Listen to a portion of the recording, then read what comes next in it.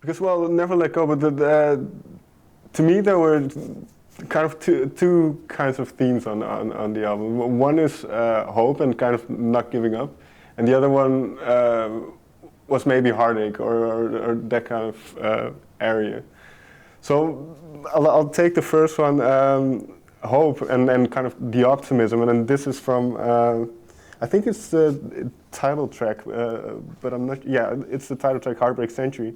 Why aren't we happy with everything we have? Yeah, but that's a good question. Did you find an answer to that question? No, I don't think there is an answer to that question, but that was in Stockholm. I was rollerblading in Stockholm while I was riding there for a couple of weeks, and then looking at people, they're with their smartphones and trying to get everything faster, more, faster, and they have to see all of their relatives, cousins, what kind of breakfast they had today, and they need to stuff themselves with information, and they're looking for better partners on Tinder, and everything has to be and everybody seems a little okay, what's going on? Why can't you just be there and whatever? And I was there too myself, a bit in in all the mess. And then I was just wondering why aren't we happy? Because we're having actually more and more of everything every day. But I don't see happiness level growing the same time. Maybe I'm wrong, but... And I think the line previous, which I think captures that juxtaposition is it's like we're stressing out to find some peace of mind. So it's kind of that weird juxtaposition. But like you said, when did you have that moment? Is that part of being in the music industry? Is that inevitable, kind of? I think it's life anywhere. You can be a single mom taking care of your two kids, or you can be president of Holland. It doesn't matter. We have our moments when we slip off the course, and then we start panicking and doing funny things, and then we we stress out to find peace of mind, right. Which is a bit weird. We seek for this mindfulness and ohms, and we read all the blogs from the internet, and then we go to these yoga classes, which are all great, super great. But I think the coolest guy sometimes actually still is the guy just cleaning the street by the canal here somewhere. Mm-hmm. So it was, those were the thoughts last summer. I was of course a bit worried that the album would never happen and Sunrise Avenue would be over and whatever. And then all these thoughts were in my head what am I looking for? What am I fighting for? What am I where's the stress? I should just take the guitar and do the thing. Well, that's an interesting thing, because why didn't you think? Well, you say Sunrise Avenue could have been over. Why did you think that? I would not do it if I wouldn't be in love with it. I would never do it. It's a great business, of course. I mean, what do we sell? 3 million albums. It's a great thing, and we're selling a lot of tickets and stuff. It's a great business, but I would never ever do it as just for the cause of making a living. Because I'm such a bad liar, you would see it on my face. And I decided if I don't get super excited, if I don't find the love like I did for old hits like Hollywood Hills or some of the other big tracks we had, I decided until then I will not do it. And maybe that time never comes.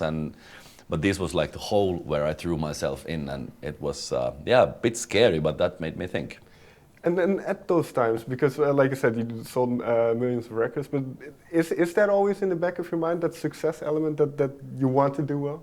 Hey, Jesus, it's not normal. We've been doing super well for more than 10 years. That's not normal. And of course, then I started reading other bands life biographies. It's usually maximum 5-7 years. Of course, there's bands U2 or whatever, Rolling Stones or Coldplay. But most of the bands, they have their hit, maybe the other one, and then who were they again? That's what happens. And of course, it hit me. We have 4 albums of success. We're doing really, really well. It's been growing always. It can't go like this. Maybe we're going down again. And of course, you have to accept that fact. No matter how hard you work, how much you try, whatever, it's not in your hands. It's the world, and it's what others do, and it's about luck as well. So, of course, and that was a scary thought as well. And you mentioned that you wanted to be completely happy with it, completely in love with it. So was there a moment, maybe near the end of the process, that you kind of thought, well, okay, now I have something that I'm proud of. Now there are enough songs that I should stop now? No, yeah, well, I actually wrote the last songs last 3-4 weeks before the mixing was actually done in the summer. So point of no return and let me go happened just right before when was actually like decided when the release day happens and everything was in the calendar. But it was last summer when I wrote I Help You Hate Me and Heartbreak Century. That's when I knew, okay, this is gonna happen. This is what it's gonna sound like. Now it's only about like putting the tracks together and lyrics together and I mean, there's nothing cool about Sunrise Avenue. It's just songs and 5 guys on stage, but our little crystal ball was there. Like, okay, that's what we do. Then it was all clear and no more questions. That was cool. And well, I mentioned the other element I think that is on the album, which is I don't necessarily know if it's breakup. I'm not sure, but it was this part of the album. Was it autobiographical? It's very. It's always. It's like either something that really happens to you or somebody very close to you. But I mean, the biggest hit we have so far is called Hollywood Hills. It's Bye Bye Hollywood Hills, and I wrote it on the moment when I left Hollywood Hills the first time. Right. Disappointed and not successful. I didn't make it there. So everything you hear there, it's from here. But there's no point like singing about overall, you know. Sure, but with that, I'm just going off titles then. Somebody Like Me Crazy. That's like writing those kind of songs. Is that confronting? I don't know what the idea behind that was, but it was yeah. But it is like if you love somebody like me, you have to be crazy. I don't know what I was thinking, but it's true. Why do you think that? Because I am a bit crazy, and then you have to be a bit crazy to love me as I am, and you have to be crazy to jump into something like this. And I mean, accept it, but it can be fun. But you got to be crazy to do it. It's like a Tivoli thing, like the. Right. You have to be crazy to do that, but it can be a nice ride. But so were the those questions are probably the best, like in 2 years. These are really good. But thank you. But those songs then, were they about one specific person? Oh, but it's like I said, it's 3 years that it happened. Like all the songs from the first one in Oslo. So yes and no. But I mean, there's so many souls that you get, you meet during these journeys, and sometimes it's your. Like Beautiful, for example, it was a very, very good friend of mine who's a teacher on a 3rd grade teacher, like a girl my age, and I had a chat with her like a year ago and saw her sorrow, how tired she was and whatever, and I thought of her when I wrote the song. So it can be somebody very, very close to you, even just a friend. I wrote one line down from Beautiful, which is, you've been aiming for perfection. Again, is that also something that maybe applies to music, because you said you want to be perfectly happy with what you put out? So yeah, but perfect and perfectly happy are 2 different things. Like I never wanted music to be perfect, and it shouldn't be perfect, but it should like feel perfectly great. It should be honestly great, but no, I think what I try to say in the song with that is that you've been trying your best a bit too much, like you know, that you can't do it all. Finally then, now that the album is out, is doing very well, is that kind of a weight off your shoulders, because you said it's... Jesus, of course. I mean, it's funny how when the album started getting together, I was getting the feeling like, this is it. It's gonna be unstoppable. And then a lot of my friends, like as the first single release day and the album release day got closer, I was starting to panic again, like, everybody's like, what's wrong with you? No, nothing. It's like, what do you mean? Like, is there something in your mind? Is something bothering you? No, what could it be? Like, what do you mean? There's a great album coming out. So, of course, I was really worried and stressed out when the album came out. But, but in the end, as the results are amazing and everything's going good, and we are even playing like a sold-out Milkweek today in Amsterdam, can be super happy. And, of course, it's kind of a like, tick the box, all good, and I can sleep well again. Right, and maybe this is too early to ask, but how do you see the future now then? Because you're still doing The Voice of Germany, so... But that's actually recorded, so that's... that's done now? Okay.